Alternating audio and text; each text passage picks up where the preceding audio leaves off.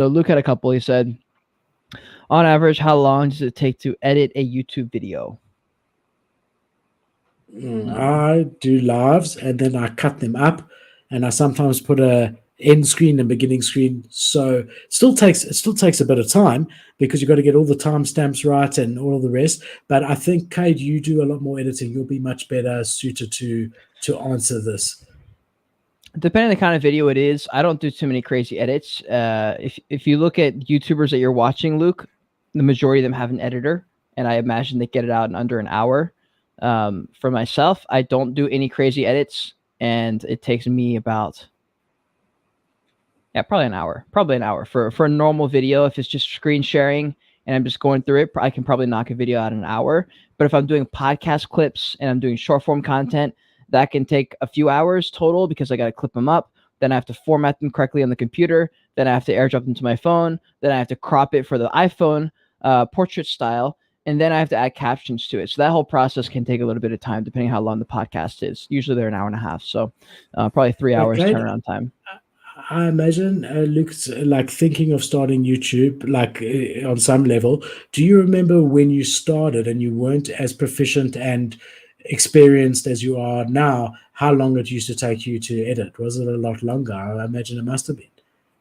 Well, I've been editing since I was like 9, because I started on Windows Movie Maker when I was doing soccer videos when I was literally in middle school. So I've been editing for my whole life. But when I first learned Final Cut Pro, which is a professional editing software, it probably took me 2 weeks of tutorials and practicing on random stuff to get the hang of it. And then after that, I was fine. And I imagine if I was a beginner trying to edit a YouTube video like this with no special cuts, no extra sound effects and like swooping things in and out like that, if you don't do any of that stuff, you could probably knock it out in 2 hours or an hour and a half, maybe. So typically from my side, like after a show like this, so the Freestyle Fridays. So after a show like that, I'll watch it back to get all the exact timestamps. So I'll sort of fast forward, like it doesn't take the full 2 hours to watch it back. Let's say that maybe takes about 45 minutes to get all the timestamps, and then to create maybe like, all the different news articles. So let's say 10 videos out of this, to edit them, put in the keywords, the tags, everything I do probably takes me 2 or 3 hours. So I would say in total, this show after the live probably takes me about 4 hours to then get about 10 videos out of it. So it's about 6 hours total a week for you, because it's 2 hours for the stream, 4 hours about for something like that. So yeah, I mean, it's not too bad. I mean, with the editing, it gets easier, and it gets easier and faster over time, to the point where, like, if I'm editing a normal video with no extra anything, and it's a very simple video to edit, I can knock the edit out probably 30 minutes. But normally in a normal video, 45 to an hour is normal for my editing. But I also, like, I'm not rushing. The real editing that takes forever is the podcast clips, but that has the highest ROI in my opinion. So I think you should be clipping everything up. Any video you make on YouTube, you should be able to pull out some clips from it if you want. And like, I just made a video called How to Sell NFT Art, where I went through my Web3, where I went through my course that I made, and the video was like 15 minutes, and I pulled out 21 shorts from it. Every step I just made into its own YouTube short, and that took a little bit of time to make that happen, but it wasn't too bad. Editing just gets easier. And then he also had another question. He says, you said that last time Philip started with a laptop, cam, and mic, which is the bare minimum. Can you outline a roadmap or priority of equipment and software needed as you build out your shows? Okay, so I might be better suited because I've been doing this less time than you. So I remember the beginning clearer probably, but I mean, afterwards you'll say what you think. So if you don't mind, I'll start. Yeah. So I think the first thing I needed to sort out was a streaming program. So there, I mean, for beginner, you're looking at Restream or StreamYard. Those are pretty much the only two that I know of. I'm sure there's others, but one of the two of those. I know I've never used StreamYard except for when I went on K-Show, but I've never used it for myself. But I know StreamYard. No, you use StreamYard. Yeah, I'm sorry, I've never used Restream. So StreamYard on my side, I can't remember exactly, but I think it's about $80 a year or something. I don't remember exactly, but you do need that. you do need that to begin with. So that's software side of things. Then obviously opening a YouTube account is completely free. There's an admin to do to try and get it monetized later on, but to start it, there's no cost involved. Then in the very beginning, if you look at my very first video where I introduced myself and whatever, that was literally just a laptop. So I had my laptop, which has a mic in it and has a very basic camera. And my thinking was, like I've said before, about a lot of stuff that I want to start. I do a bit of research, a tiny bit, but I often just jump in the deep end. And like once I get past doing the first video and the second one, and they were really, really average and fine, and the picture quality is terrible and the sound quality is terrible. Everything was terrible, but it was terrible. But in the end of the day, it got me not to be scared of it and to go further and further. So in the very beginning, if you just want to start making content, get it out there just to get used to it and get a bit of confidence in it and get used to it and all of that, you literally don't need anything except for a StreamYard and your laptop. And then the next thing I got was a mic, because it was like really, really not expensive, and the sound was messing out. And then about 3 or 4 or 5 months ago, Cade said to me, "Your video is terrible. Are you using your laptop?" And I said to him, "What do you mean? My video looks fine." And then he sent me a screenshot showing me him next to me. And so there you can invest in a camera. What I've done, and like just to be transparent with you, is I've got the latest iPhone, the big one with the 4 cameras at the back, and I use that as the camera. Do you use the front camera or do you use the No, okay. The back, the 4. I mean, I can do cool stuff with it. I can do like the background blurred and all of that sort of stuff. I can have a light from it. I mean, it's got autofocus. You can see it's got pretty much everything. It looks good. Yeah, it's got pretty much everything that you've got over there. I still think if you get a camera, you'll be like, "Whoa, I should have gotten a camera 6 months ago." I know that. The one thing is there is a slight lag at times and now my setup is I've got my laptop in front of me. I've got a screen where I'm seeing Cade and me and the comments. I've got an iPad next to me, which is taking me through the content of the show on the thing, and then I've got the mic, which I don't like keeping in thing. Wait, but it's right here. Put it close. Is it any better if it's closer to you? Say something. Hello. Wait, keep talking with that there for like a minute. I want to see if there's like a big difference. Where is it at right now? It's right in front of me right now. Or no, normally. Sorry. It's like literally just on the desk, out of the frame, sitting. It's like it's close enough. It really is. I like the way the mic looks on camera. I feel like it looks like you're doing a podcast when you have the mic there. But you know what the thing is? Often I'm using the laptop extensively for the topics and whatever, and I find like to get around the mic, I just moved it, bro. I just moved my mic over here when I'm working, and then when I'm going to stream, I just move it to here. No, I mean during the stream, I'm on my laptop. Oh, okay. Like, got it. And to have the mic stand in the middle, I also have the arm where it can come like a side. Yeah. I don't know. It just distracted me a bit. As long as it sounds good, I'm happy for it to be out of frame. So yeah, that would be my answer to that from my side. You know, obviously the biggest investment is going to be the camera. And like Kate can talk to you about that. But I mean, those can go like, what, Kate? $1,000 to $10,000. I mean, I'd say you're gonna spend at least $500 on a decent camera. I say go with the A6400 Sony.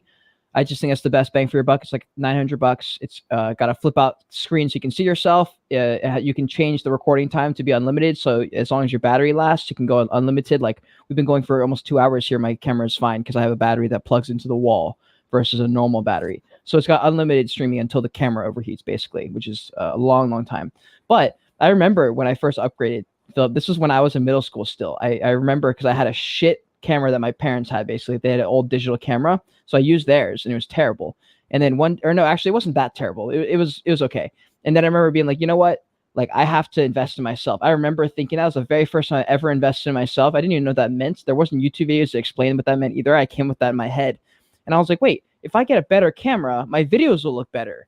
And if my videos look better, that's good for everything because that's all I'm doing is like making videos. So I saved up like $100, bought like an even shittier camera, but it was a little bit newer, so I could change the settings, so it like turned into look a little bit more HD. And I remember because it was awesome, and I got that. It made me way more motivated. It's kind of like when you go to the gym and you have a nice fit on. You got your favorite shirt on, your favorite shoes or whatever, and you feel a little bit better when you walk into the gym. It's kind of like that. That's the way I look at it when you upgrade gear. It just gives you a little bit of a buzz for a couple weeks, and just kind of keeps you going. But as far as like what kind of stuff you need, I mean, if you go back 2 years on my YouTube channel to June of 2020 in COVID is when I first started jumping back into YouTube again. And I started with my iPhone, a wall right behind me, and a fucking trash can and a stool, and I used as a tripod. And I just did that. And then I bought like a $20 microphone, added that to the camera, used that little $20 microphone for the videos. Slowly did that for a while. Then I ended up getting the camera, the Sony a6400, the same one I'm using right now, actually. Bought that camera, bought a Video Mic Pro, and then upgrade to this one, which is the Video Mic Pro Plus, which turns on automatically with your camera. But as far as like what you need in a roadmap, I would say use your phone or use a phone. It's the cheapest way I think for most people. And if you've got decent video, right? But also selfie lights we left out, which are very cheap. But you need a couple of lights, and that takes a while to get used to. Yeah, use a ring light. I don't use a ring light. I use if you type in on Amazon key light, go on YouTube and watch a lighting video and learn about YouTube studio lighting and stuff. And you're gonna learn that all you need is one big light in front of you. I have two. I have three actually, but that's because I'm a nerd about it. I have a light here that's like this big, and it's a big square of light, and it just beams right at me here. There's one over here. It beams at me this way, and then I have a key light, or I have this ring light right in front of me because I was using it as a stand for my phone earlier. And then I have my camera here. But I don't think you need anything. I think the thing you need is just this main light right in front of you. And then if you can have things in the background behind you, at least 10 feet or so, 5 to 10 feet behind you, it gives you a little bit of depth of field. And if you can have lights in the back, like I have my LED blues, my George Cam sign, so it gives me a little bit of depth and separation from me as the subject versus the background. But that's all stuff you learn as you go. The only thing you need is like the bare minimum recording device. Don't even need audio. Yeah. You can buy a cheap mic. And the thing is that if you're gonna wait to get everything before you start, you might never start. Like the circumstance might never be perfect for everything. I do think like get out there, start doing it, and figure it out as you go along. That would be my advice. I don't know. I agree. I think that's what we all did. I mean, all of our first videos are the same. It's us on a shit camera with no lights and scared out of our brain. Just getting used to it. But again, I think it also depends on the type of content you want to make. In the end of the day, like mine is not, I'm not trying to be like fully edited, finished product. I really just want to be an honest voice in the space and have it sort of unscripted to some degree. Yes, I know what I'm going to talk about, but I like to discover things with you guys. And, you know, I don't know. For me, it's just more about the relationship with the viewer more than anything else. And I don't think it matters if I've got the best camera and the best lights and everything. I think that at this point it's sufficient for that. But I think with Kate, and Kate, correct me if you're wrong, I mean, just in general, this is very much where you want to be. You want to be like the next Joe Rogan, you've said many times, like equivalent of that. So Kate's always like, even before the show, on the show for Black Friday, did you say you wanted to get a mic potentially? I'm probably going to get that show. Yeah, exactly. So he's constantly leveling up. Look, maybe I will also. But yeah, I mean, I'm pretty happy with the quality at this stage. But I was happy when it was just a laptop. Yeah, I don't know. It's kind of like I read this thing or I watched this video, I think, and the guy was talking about how money changes as you get more, and they're like you cross a certain number where it becomes less about survival and more about like, oh, what can I do here with this? Like, what's the potential I can manage to reach here? And I think that's, at least for me, it seems like that's where my general natural interests in life is fulfilling my potential. Like whatever I think I can do, I want to try and be the best at it. Like whatever I end up getting, I get bored, or I try and, level up, or I leave. Like it has to be one of those. I can't just sit there and do nothing. It's just, for some reason, that's in my DNA. And that's I think, in my opinion, at least for right now, that's my purpose, is to fulfill my potential and to do the things I want to do and accomplish the things that I couldn't have back in the day. For sure. I mean, but you see someone like an Alex Becker he's got like whatever, 1.5 million or whatever subscribers, and he'll do a video where he'll do very much like my style. Well, he was there first, so his style, where he'll talk very, very not edited. And then when he wants to show you a graph, he literally shares like a rough drawing of a graph. So that's just proving the point that it depends the type of content. Whereas then you watch the Parallax, who's another NFT YouTuber who is very polished, and his videos are well edited and everything. And that's like a different genre of it. But I enjoy watching that very much. But I also enjoy Alex Becker's frankness and just speaking how he feels and his drawings. Yep. So, you've got to sort of figure out where you want to fit in all of that, right? Exactly. And you don't have to have the crazy, like when I get an editor, I'm going to probably work closely with him the first first few weeks, just to be like, okay, just because you can throw in every sound effect under the sun and every graphic doesn't mean we need to do it. Especially for my brand, it might be counter effective. It might take away from my brand. It'd be like kind of weird and childish almost, because I still want like business owners to be like watching these and like the older people to be interested in it. I'm not as much trying to attract the younger people, even though there's probably more ROI for attention there. I just think that the business opportunities come when you age up your content a little bit. And I'm already 24, so I'm only getting older. So it's like, it just makes sense for me. So yeah. So I guess I was exactly the same as you, Cade, in Percal. Like thinking about it. So my first website was, as I'm sure you've seen, I don't know if you've seen my journey or whatever, or my Tom interview, I think I mentioned it. My first website was literally hosted on my PC at home. That when the fans were going, I knew there was more than one person on the website, and it was an Excel document that we use clip art. That was it. And I was quite comfortable with that, right? Until our current web guy now approached me 19 years ago and said, Philip, this is ridiculous. Sort of like you said about my camera. And then we got the next website, the next website, the next website. Then once we had the right back end for the website to do what we want to do, it became very much like what you're saying now. We knew one supplier that was letting you check stock live on their website. Well, I want to be able to do that. There was another supplier that was letting you like do artwork on it, so you could add your logo to a product. I want to do that. I wanted to make sure that, because that for me was my everything. Like, this is for you, right? So I completely identify with where you're at and where you've come from and where you're going, and how it's just constantly leveling up. And I respect it very much. And I'm exactly the same in real life sort of thing. But this for me has always been no ulterior motives. Like I saw Crypto Dream earlier said, I think my mic's been too far away. Crypto Dream earlier said he wants to get into Cade's NFT, and if you want to back a good horse, he's a great horse, and I think you should. And then he said, when Philip drops one, Philip's NFT. And the truth is that I don't think it will ever get there. I'm not doing this with any ulterior motives. I really just sort of fell into this as far as offering it as a service to the. Well, you could drop it as just an art piece. You could drop it and be like, look, this is I'm not an artist. No. Oh, okay. I'm not interested. In the end of the day, I'm happy to grow a following on YouTube I think it's like so beneficial just for me personally, like to honestly have no ulterior motives. So look, I've got no project. I'm not trying to sell you anything. Like nothing. I'm just here to tell you what I'm seeing in the crypto market. I love the space. It interests me. I want to grow in the space and learn more about the space. I hope one day when like it does become mainstream, that my big clients like BP and Siemens and whatever will think of me for their Web3 stuff. But that's the extent of it. So like for me, I'm just happy. I'm happy to like let it be what it is for now, as far as the content goes, and not having to completely sharpen it and make it perfect. And like, I'm just happy to get my message out there, talk about the things that I think are interesting for the space, and get to meet people, Hell yeah, baby. Hell yeah.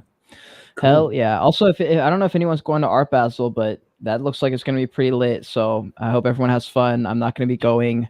I'm sort of upset because I feel like I maybe could have if I had known about it earlier and planned better. But I had just traveled for that event a couple weeks ago, and then I'm also leaving in December too to travel. So I just, if I had known about it, I may have been able to pull some other strings. But I heard about it too late, so I'm not going to be able to go to Art Basel, which sucks because like everyone I know. When are you traveling? What date? I leave again in 3 weeks to go to Colorado to see my parents. And I just left 2 weeks ago as well to go to Connecticut across the country. So. Yeah. So I'm taking the family away. Oh, yeah? Like there's going to be a couple of Freestyle Fridays that we don't do. Yeah. I'm not taking my laptop. I'm not even taking my cell phone. I'm taking Wow. nothing. Intentionally. I want to, like, not just the NFT side, just in life. Just want to switch off from everything. I don't want to see the news, the local news. I don't want to see the international news. Don't want to see the NFT news, whether it's good or bad. Don't want to know anything. That's I gonna want be to awesome, have bro. no distractions. I've got a couple of books that I've been meaning to read for, like, every holiday. I try to read a couple. So I've got a couple. Take some books. Spend some time with the kids. Like good time, quality time, where I'm completely focused on them for a couple of weeks. So yeah, we'll talk about it, the dates, but just for the viewers, give them a bit of a heads up. Sort of mid-December until first or second week of Jan. Cool. 2 or 3 weeks that we're going to be taking a break, which I'm actually really looking forward to. Yeah. So Kate, I think.